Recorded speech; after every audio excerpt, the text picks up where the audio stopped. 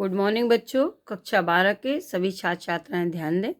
मैं आपकी विषय अध्यापिका श्रीमती मंजू गुप्ता आपको आपकी हिंदी पुस्तक के गद्य खंड का पहला पाठ राष्ट्र का स्वरूप पढ़ा रही थी, जिसके 3 तत्व, किसी राष्ट्र के संवर्धन के 3 तत्व होते हैं: भूमि, जन और उसकी संस्कृति।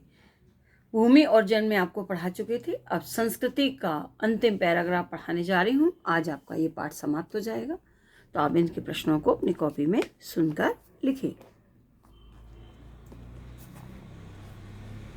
गांव के जंगलों में स्वच्छंद जन्म लेने वाले लोक गीतों में, तारों के नीचे विकसित लोक कथाओं में संस्कृति का अमित भंडार भरा हुआ है, जहां से आनंद की भरपूर मात्रा प्राप्त हो सकती है।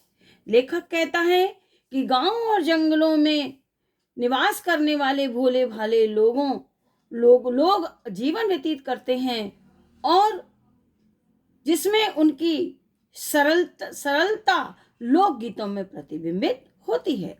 प्रकृति के वातावरण में उनकी लोक कथाएं विकसित होती हैं। ये लोक कथाएं उनके आचार विचार, सभ्यता, संस्कृति और रीति रिवाजों को बतलाती हैं, उनका प्रतिनिधित्व करती हैं। इसीलिए इन लोकगीतों और कथाओं में हमारी संस्कृति का अमित भंडार छुपा हुआ है, अमित भंडार भरा हुआ है, जहां से हमें आनंद की भरपूर मात्रा प्राप्त हो सकती है। लेखक कहता है, इनके द्वारा हम अपनी सभ्यता और संस्कृति के वास्तविक परिचय को प्राप्त करके आनंद का अनुभव कर सकते हैं।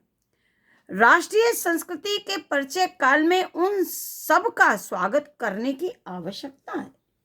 लेखक कहता है कि आज हम जिस सभ्यता और संस्कृति से दूर होते जा रहे हैं, संस्कृति के ऐसे संक्रमण काल में यदि किसी को हमारी संस्कृति का परिचय प्राप्त करना हो, या हमें अपनी प्राचीन संस्कृति का परिचय प्राप्त करना हो, तो ये लोकगीत, लोक कथाएं ही एकमात्र सहारा है। अतः हम इनका सर्वत्र स्वागत करना चाहिए। पूर्वजों ने, अगला पैराग्राफ देखें। पूर्वजों ने चरित्र और धर्म, विज्ञान, साहित्य, कला और संस्कृति के क्षेत्र में जो कुछ भी पराक्रम किया है, उस सारे विस्तार को हम गौरव के साथ धारण करते हैं और उसके तेज को अपने भावी जीवन में साक्षात देखना चाहते हैं।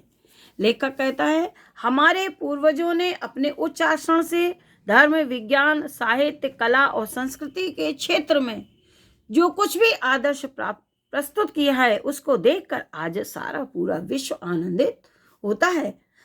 अतः उस सारे विस्तार को हम गौरव के साथ धारण करते हैं, जिससे और उसके तेज को भावी जीवन में साक्षात देखना चाहते हैं। लेखक कहता है कि हम अपने पूर्वजों के तेज को, आदर्श को अपने जीवन में साक्षात देखना चाहते हैं और भावी पीढ़ी को भी वैसा आचरण करने के लिए प्रेरित करना चाहते हैं। उससे हम उनको प्रेरित कर सकेंगे। यही राष्ट्र संवर्धन का स्वाभाविक प्रकार है।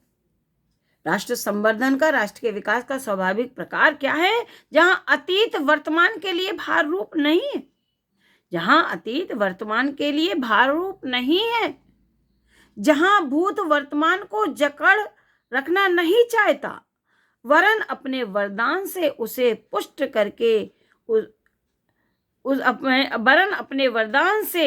पुष्ट करके उसे आगे बढ़ाना चाहता है, हम उस राष्ट्र का स्वागत करते हैं।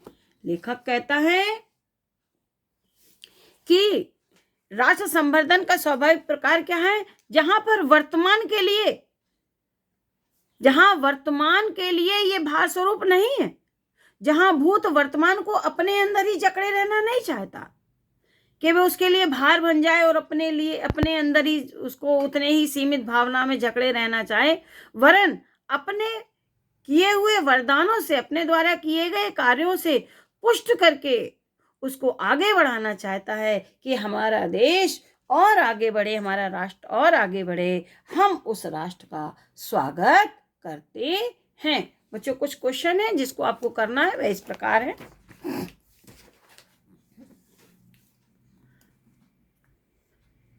पहला प्रश्न है, गद्यांश के पाठ और लेखक का नाम लिखिए, ऊपर लिखा हुआ है। दूसरा है, रेखांकित अंश की व्याख्या कीजिए। रेखांकित अंश की व्याख्या मैंने आपको समझाती थी, फिर भी एक बार फिर समझाती हूँ। लेखक कहता है कि हमारे पूर्वजों ने सदाचरण करके चरित्र, धर्म, विज्ञान, कला, संस्कृति के क्षेत्र में कुछ ऐसे आदर्श प्रस्तुत किए हैं जिससे संपूर्ण विश्व आनंदित होता है, जिसको देखकर संपूर्ण विश्व आश्चर्यचकित होता है। हमें अपने पूर्वजों के कार्य को गौरव के साथ धारण करते हुए अपने आचरण में उतारना चाहिए और अपनी भावी पीढ़ी को भी वैसा आचरण करने के लिए प्रेरित करना चाहिए। तीसरा प्रश्न है, प्रस्तुत गद्यांश पर लेखक ने किसके शोध पर प्रकाश डाला है? उत्तर लिखेंगे, प्रस्तुत गद्यांश में लेखक ने संस्कृति के स्रोत पर प्रकाश डाला है। चौथा प्रश्न है, हमें किसका स्वागत करना चाहिए? लेखक कहता है, आज जब हम अपनी सभ्यता और संस्कृति से दूर होते जा रहे हैं, संस्कृति के ऐसे संक्रमण काल में यदि किसी को हमारी संस्कृति का परिचय प्राप्त करना हो तो ये लोकगीत, लोक कथाएं ही एकमात्र सहारा है, अतः हमें इनका स्वागत करना चाहिए।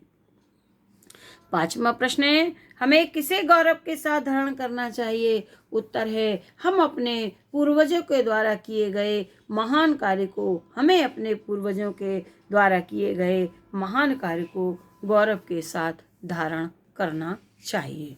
ये 5 प्रश्न हैं जिनको आपको अपनी कॉपी में करना है, जिसे आप ध्यान से करते जाएं, जिससे कि आपका कार्य होता जाए। आज ये पाठ समाप्त होता है।